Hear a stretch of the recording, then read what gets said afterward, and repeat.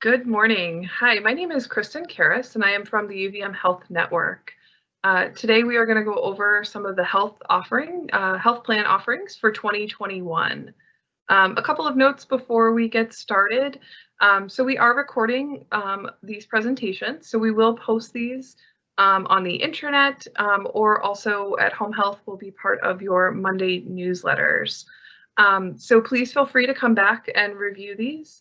Any of the information, the slides, and some of the things that I will talk about today will also be located in those places as well for your reference. So some of the slides will have a lot of information on them, and you might want to go back and look at them again. So please feel free to do that and ask any questions. So on the right side of your screen, you should be able to type any questions that you have and submit them. And then a member from the benefits team is able to answer those as we're going through. And then I'll stop midway through as well and answer a few questions. So I'm going to go ahead and get started. And again, please use the questions as we go. We've had a lot of participation in these so far, and we've had some really good questions. So please don't hesitate to do that and use the information after. So we will have more information leading up to open enrollment each month, as we go through up until November during open enrollment. So please feel free to ask questions as we go. And we want to make sure that you are set up for your benefits for next year. All right, so again, my name is Kristen Karras, and I am from UVM Health Network. And we are excited to offer the different benefit options for you next year. So a couple of things before we get started. As we talked about, expanding some of the benefit options for people, we really talked about how healthcare is really a personal choice. So everyone, even within a family, it can be very different. So, one member of a household could have a chronic condition and is, utilizing services frequently, and then someone else could just be using services for preventive. So we really understand that it is a personal choice and one size does not fit all. We want employees to make the best decision for themselves and their families. So, we want to offer a competitive benefit for people as well as consistent options at both, at Porter, Home Health, and then also UVM Medical Center. We want to promote health and also recognize that, we work in healthcare and we are providing a lot of the services to our own employees. So it's really important that we have education around that and that we promote the positive health changes through that. So kind of level setting before we really get into the plan designs, we're going to talk about a little bit about the health insurance terms that are used. So there's a lot of terms that are thrown out there around health coverage and what, various things mean. So to level set on those, let's run through these and it'll help as we go through the discussion.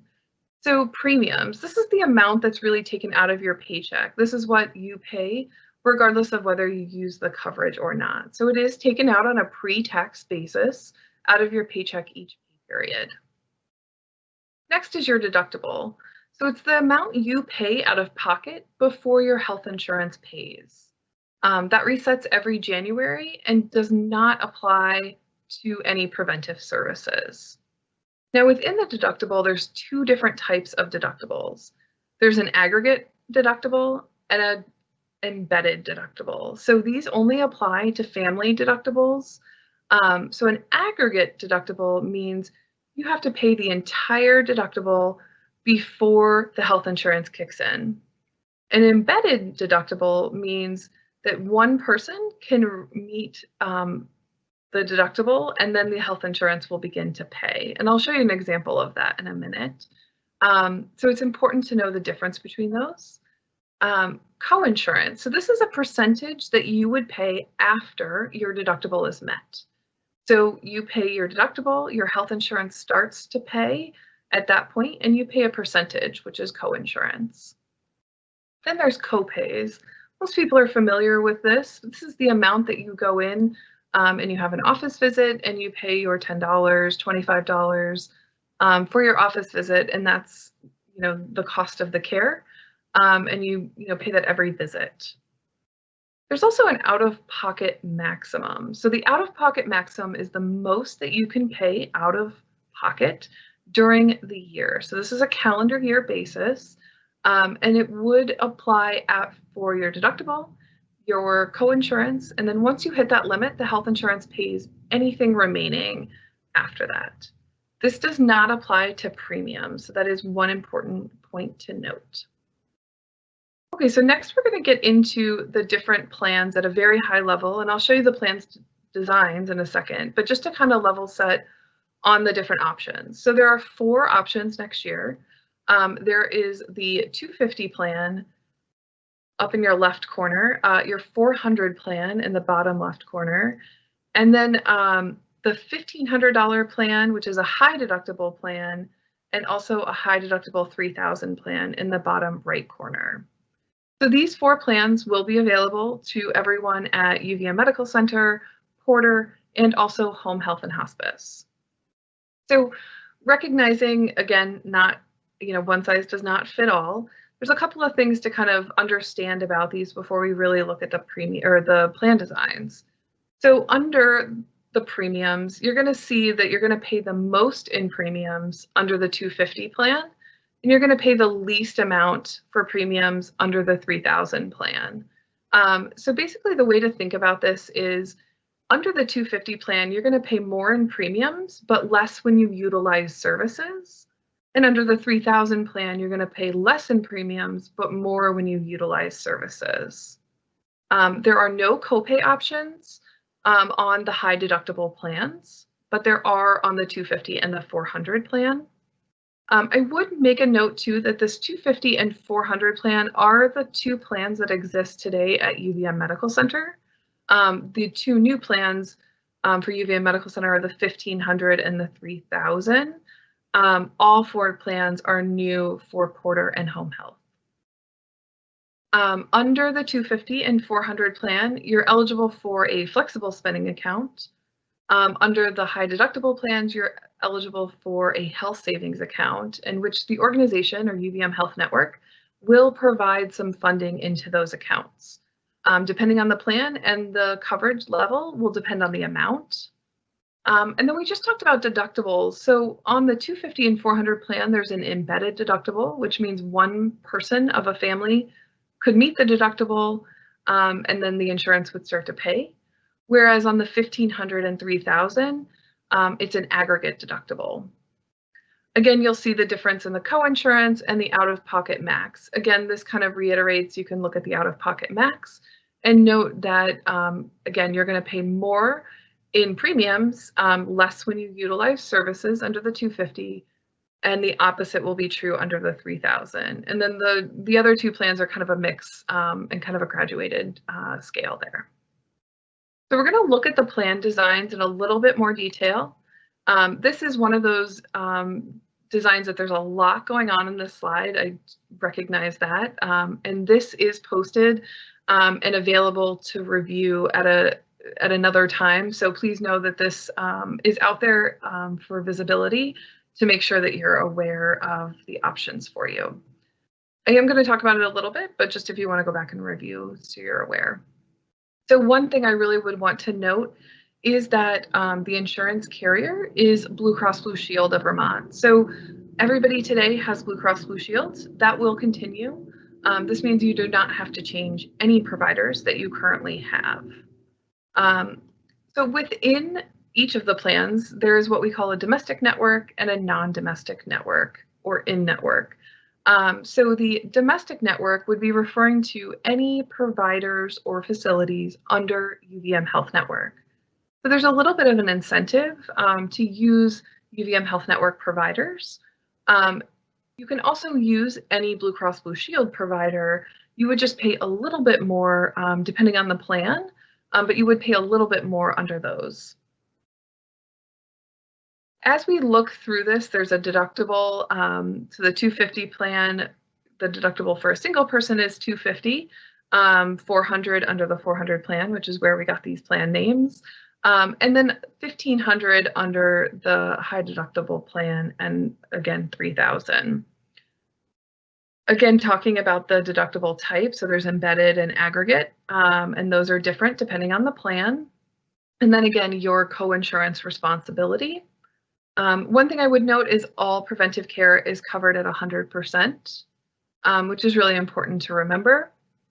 And then again, recognizing that there are copays under the 250 and 400 plan, but under the high deductible plan, it goes to deductible and then co-insurance. Looking at the pharmacy, so one thing to note is if you use any UVM Health Network retail pharmacies, you can pick up a generic prescription under the 250 and 400 plan at zero cost to you. So it's a zero copay, and you can pick that up. You can get a 30-day supply or a 90-day supply, and it's still zero cost for generics. Under the high deductible plans, you would be responsible to meet the deductible first, and then you would follow copays after that. And I'll show you an example of that in a little bit. All right, so again, this is posted. You can look at it further, and there's more information that will be coming around this. So getting into what is a high deductible plan. So just as the name suggests, it's a health insurance plan with a higher deductible. There are certain federal guidelines that really identify this as a qualified high deductible plan, certain limits in terms of what you can contribute to a health savings account, as well as what the deductible minimum and maximums can be. And I'll show you that in a little bit. Traditionally, one way to think about a high deductible plan is that you will have lower premiums, again, because you're taking on more expense when you utilize the services. So it's very similar to an auto policy. The higher the deductible you have on your car, the lower the premium will be. And then high deductible plans are the only plans that allow you to contribute to a health savings account. So this truly is a savings account, and we'll talk about that in a little bit, but it is the only option to do that. So how does the high deductible work? Again, we talked about you don't have to change providers. Blue Cross Blue Shield Vermont providers that you use today will be considered or will be covered under any of these plans.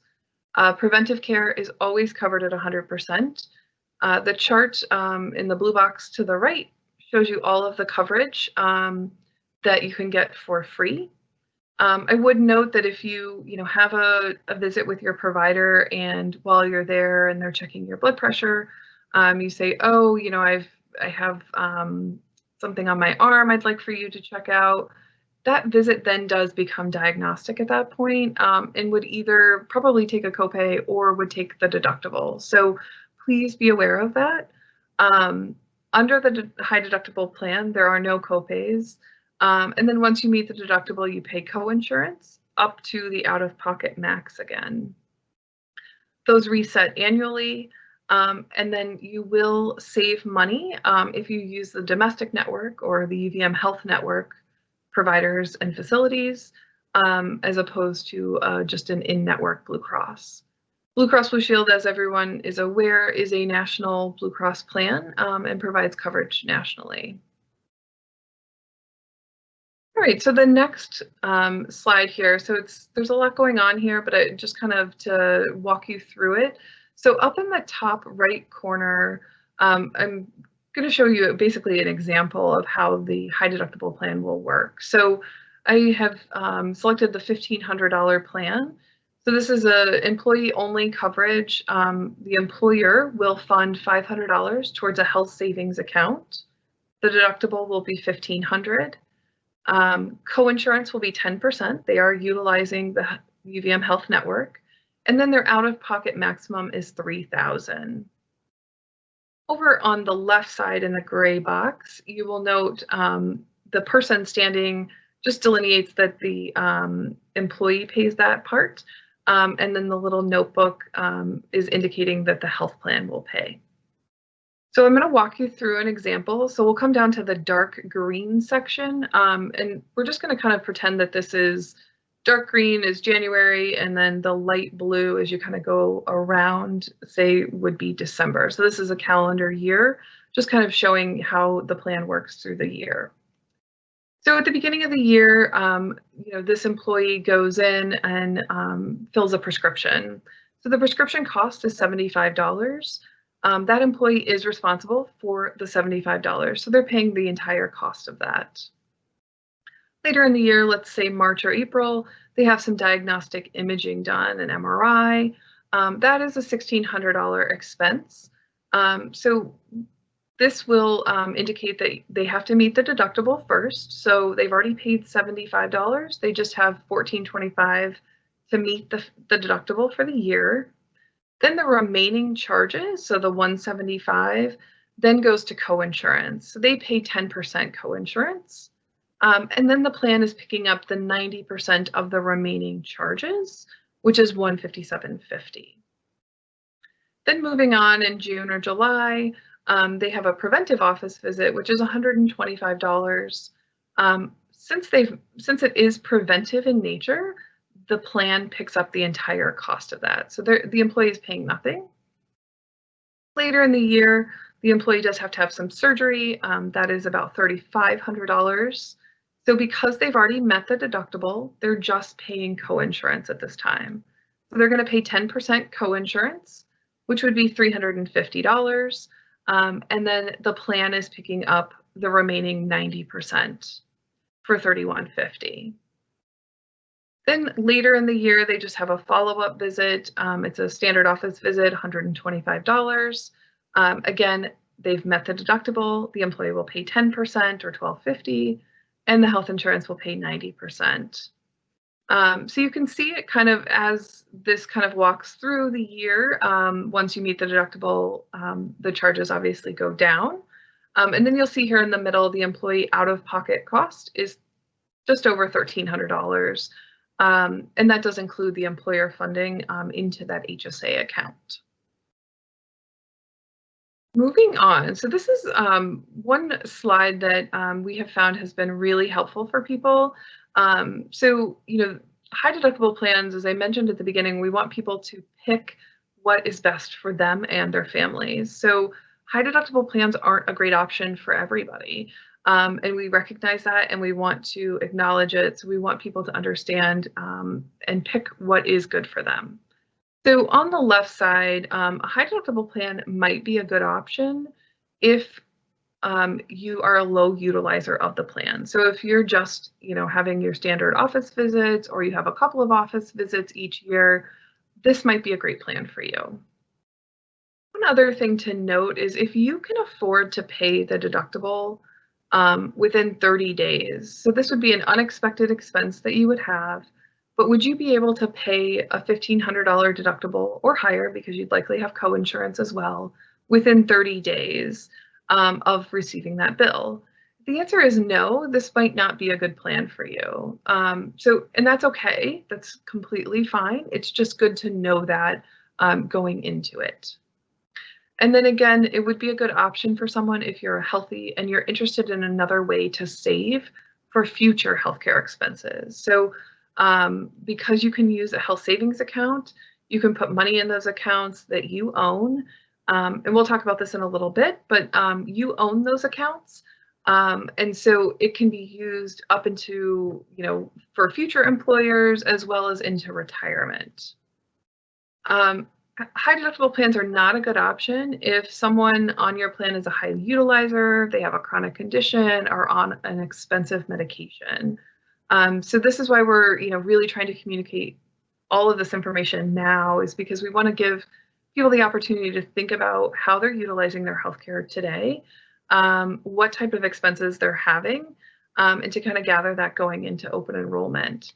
So it's good to keep an eye on what type of medications you have and what the cost of those would be. Some, individuals perfectly fine, like the peace of mind of knowing that when they go to the office, to an office visit, they pay their $10 copay and they pay nothing else. That's okay. That's totally fine, and that's a way people budget. So if you like that, this is not a great plan for you. And then if you would just rather pay more in premiums and less when you utilize services, if you're just worried about getting that bill, high deductible plans might not be a good option. So I'm going to stop there before we head into the health savings accounts and see if anyone and what kind of questions have come in so far. One question that came in, what are the plans currently through the medical center? So that would be the Premier 250 and 400 plans. So these two plans in the green are the ones that are currently at the medical center. Let's see what else.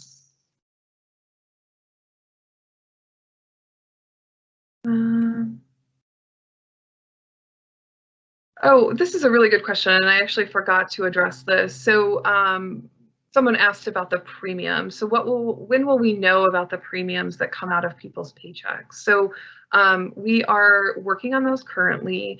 We are trying to get the most up-to-date data and looking back at how our claims have trended to see what the prices will be for that. So we're, likely working on those through August, and we'll have those probably in mid to late September of this year. So that will give you, plenty of time before the November enrollment to determine if that's which option would be the best for you. Unfortunately, we just don't have those yet. Let's see. Yes, so someone asked about, will the information be available? Yes, this presentation will be available, as well as the plan designs are out there for people. Okay, we'll keep continuing on to talk about health savings accounts, and I'll step back and talk about any of the other questions as we're going to. So there'll be more opportunities. So please keep those coming in. All right, so health savings accounts. So a health savings account is very similar to a flexible spending account, but a little bit different. So similar in that you contribute money out of your paycheck on a pre-tax basis. The difference is you own the account for a health savings account. So under an HSA or health savings account, the money you own entirely, it rolls over from year to year. So under a flexible spending account, you do have to use it. Otherwise you do forfeit. Health savings account, that does not happen. That money can continue to accumulate year after year. And it can be very similar to, a retirement account essentially, but for medical expenses. So even if you leave employment, you retire, or you decide not to do a high deductible plan next year, you can still have an HSA. You just can't contribute to it. And so as long as you're enrolled in a high deductible health plan, you can make a contribution to your health savings account. And then you can spend the money on any of qualified health expenses tax-free. So as I said, the balance can keep growing year after year. Once your balance hits a certain amount, usually around $2,000, you're able to invest the amount over $2,000 in funds similar to a 401k or a 403b that we have with Fidelity. So you can invest those and get returns on that. Any of the money or any of the earnings that you get is tax-free to you when you use it on health expenses. And then if you are enrolled either in a traditional health plan or you're covered under Medicare, you are not eligible to contribute to a health savings account. So once you're under Medicare, you cannot contribute. You still get to use the account, and I'll talk about what you can use the account for at that point in a minute, but you cannot contribute to it any longer. All right, so health savings accounts. So one of the main things and the real draw to a lot of these high deductible plans and health savings accounts is the triple tax savings that's available. So first, you take the money out of your paycheck. That's taken out on a pre-tax basis, so tax-free. Unlike your FSA, you can change your contribution monthly. So similar to your retirement, if you want to contribute, say 3% to your retirement, you can do a similar thing for your health savings account. You can say, I want to contribute $100 a paycheck, and then you can increase it each month. It's up to you on how you do that. And then the balance, as I mentioned, grows tax-free. So again, that can be either through interest or investments. And you can, that money is not taxed either. Under your 403(b) account, when you take money out, regardless of what it's for, health expenses or just regular, income, you do have to pay the income tax on that. So this is where utilizing this account in the future for health expenses is really beneficial. And then the money comes out tax-free as long as you use it for health expenses. If you don't use it for health expenses, you do pay a 20% penalty if you're under the age of 65, as well as regular income tax. So at the beginning, I mentioned that the IRS puts limits on high deductible plans and HSA contributions. Here you'll see that I have the 2020 and 2021 minimum and maximum for a high deductible plan. You'll see that the minimum amount will not change for 2021. So, they say in order to have a high deductible plan, you have to have a deductible of a certain threshold. And so that's $1,400 or $2,800 for family. And then same thing for the out-of-pocket max. You will see that the value changes for 2021, and they index those amounts annually, very similar to a flexible spending account or a retirement account. So they didn't on the minimum, but they did on the maximum that an employer could charge. And then an HSA contribution, similar as well. Those are indexed annually. So an employee can contribute $3,600 if they have single coverage, or $7,200 if they have family coverage. If an employee is over 55, they can contribute an additional $1,000 to either one of these dollar amounts, regardless of the coverage level you have. All right, so what can the money be used for? So it can be used for yourself or any tax dependents, so similar to like a spouse or a child. Eligible expenses are, the typical expenses you would expect in terms of deductible, coinsurance, prescriptions, any dental or vision. One thing that I would note under here is that you can use HSA money, unlike under a flexible spending account, you can use it to pay for COBRA premiums or Medicare premiums. So if you have an account and, you sign up for Medicare, you have this money put aside, you can use this to pay for Medicare Part B or a supplemental plan that you have in the future. So this is really helpful for people because it is that tax-free money. All right. So who is responsible for the HSA? So because the health savings account belongs to you, you are the ultimate, you are ultimately responsible for that account and reporting it when you file taxes. So unlike your retirement account, we do not have a fiduciary liability on that. So you do have to, provide that when you file your taxes, just like your W-2. Within your health savings account, it will track the contributions that you put in, the money you take out, and then at the end of the year, they will issue a form called a Form 8889, and you use that just like your W-2 when submitting your taxes. Again, like all tax pieces or tax documents, we suggest that you keep those for up to 7 years. So what are the pros and cons of an HSA? So we talked about the travel tax savings. That's a major pro. The portability, because you own the account and you can use it for the future. And also the rollover. So you're never going to forfeit the money within that account. It is, are always yours. And then some of the cons, having to be tied to a high deductible plan. Some people don't like that risk or that, ability to, take on that expense. That is, considered to be a negative. There is a lot of pressure to save as well. So, people, one of the major drawbacks of a high deductible plan is there is a potential that people would not receive care that they should be.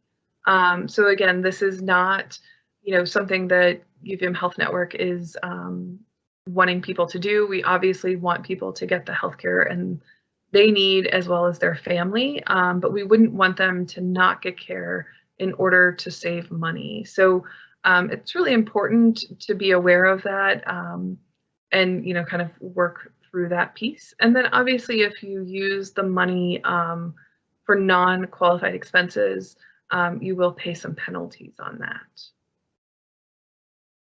All right, so some strategies if you are interested in the high deductible plan and transitioning over. So as I mentioned, traditional plans or the 250 and the 400 plan will have lower premiums that you will pay. So one of the recommendations is to take the money that you would pay, the difference between what you will pay in a high deductible premium and the amount that you would have paid in the lower plans, and put that into an HSA. So put that money, the difference, into a savings account for you. So that way your savings account begins to grow, and you have money available if you need it for expenses. And then one other thing just to remember is that the Health Network will contribute money to the HSA throughout the year. We will do that on a quarterly basis. So the $500 would be split each quarter. Right, so what happens when someone turns 65 with an HSA? So again, we talked about how you cease the ability to make contributions to your HSA. You can still be enrolled in a high deductible plan, you just cannot make contributions. Once you are 65, you can withdraw money from the account for non-qualified expenses. You would just pay regular income tax.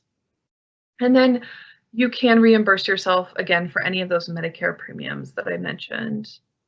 One statistic that is somewhat eye-opening to a lot of people, myself included, is the amount of money that you really need, after the age of 65 for health expenses. So, the average 65-year-old is going to spend about $140,000 on healthcare, through the rest of their life. And so this is why a lot of health savings accounts really have a benefit for people. They're able to put money aside and use it for the future. Similar again to the 403b. So I've kind of reiterated as we've gone through that health savings accounts are not flexible spending accounts and a lot of the differences. And I know this is rather small and a lot of information here, but basically, a health savings account is a personal account that you own. The flexible spending account is owned by the Health Network, but funded by you. There's different limits on it, who makes contributions, what happens to that money if you switch employers, how you access the money. So there are differences in all of those things. So it's important to understand what you're eligible for and what those differences are, because you cannot have a flexible spending account if you are in a high deductible plan, and you cannot have one if you have an HSA. All right.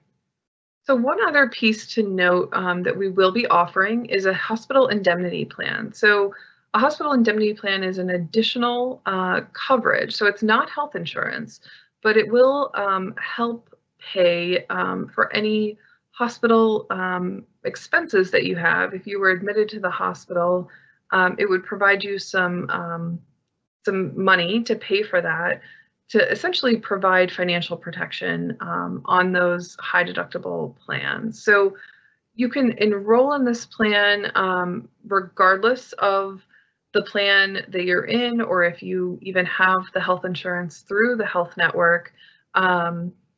Anybody can enroll, but it does pair really well with the high deductible plan because it does provide a little bit of that financial protection so you don't get a large bill at the end of it. At the end of a stay. So that is the end of the presentation. I will go back over to see if there's any other questions that have come in.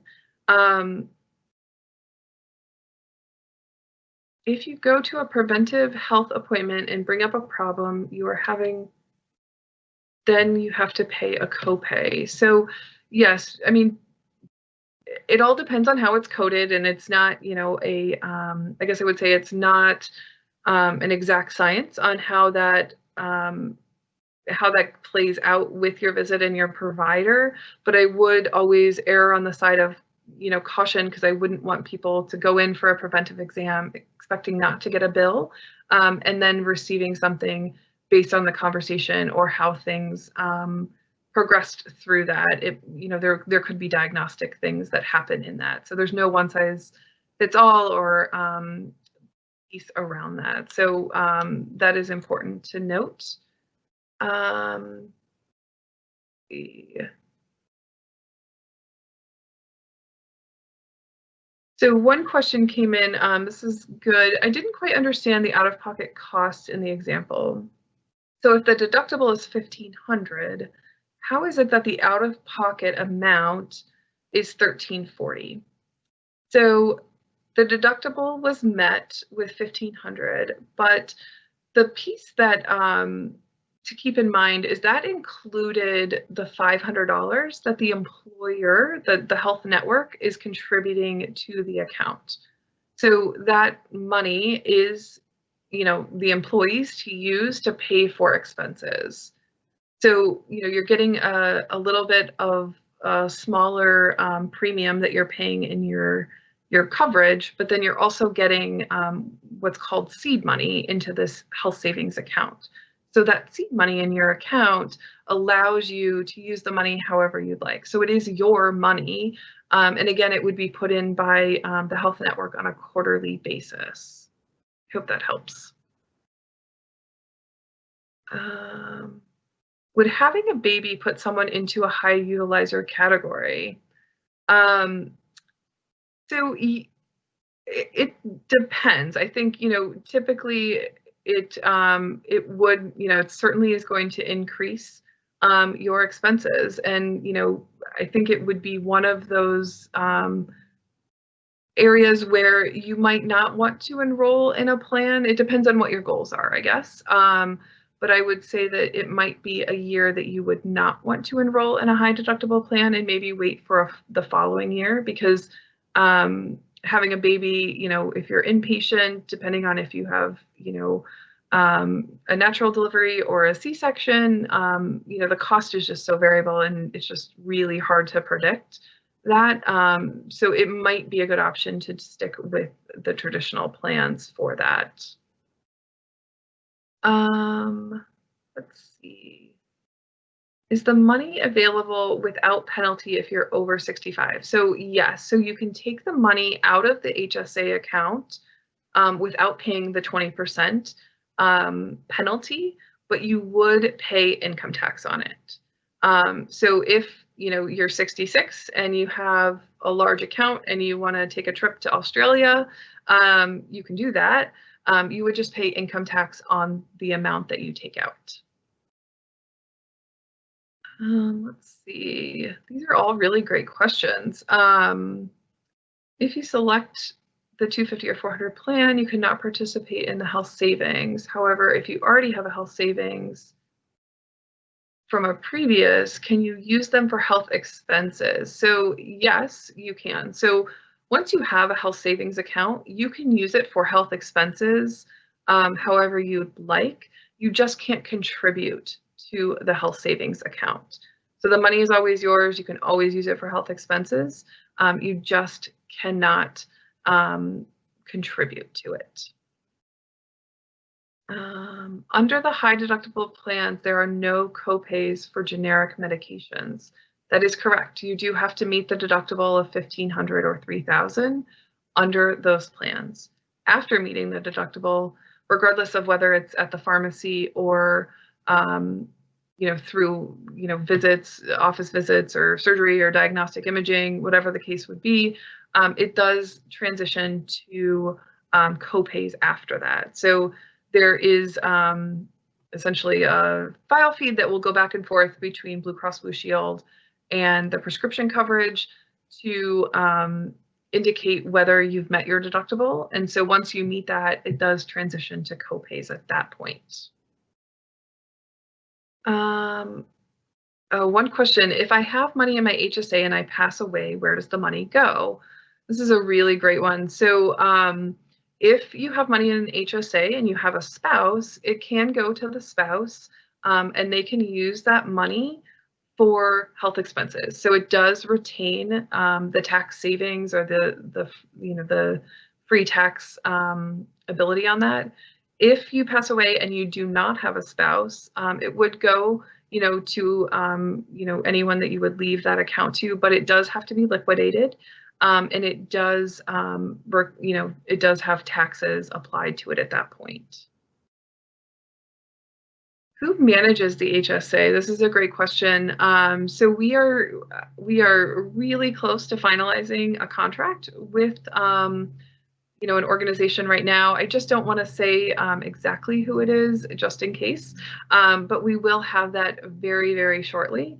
So I will say, it's a very good, provider. They have a lot of information, and they will be providing a lot of this type of information as well as other education once we finalize that contract. All right. So I think that is most of the questions. Again, we have the information located either on the intranet, where you would find, employee resources or HR related information for Porter and UVM Medical Center, or at Home Health, it will be part of your Monday newsletter or also within your HR system. So please feel free to reach out to any of your HR departments if you have specific questions on where to locate that. My name again is Kristen Karras. I really appreciate everyone joining us. We will be continuing to have a lot of these education sessions up and through open enrollment. We really want to make sure people understand not only the high deductible plans, but all of the benefits that are available to people. We appreciate any questions that you have. If you want to reach any of us, the best way to do that is through benefits@uvmhealth.org. We're happy to answer any questions, happy to provide any of the materials. And again, we'll have more information coming. So thank you again for your time today and look forward to seeing you next time.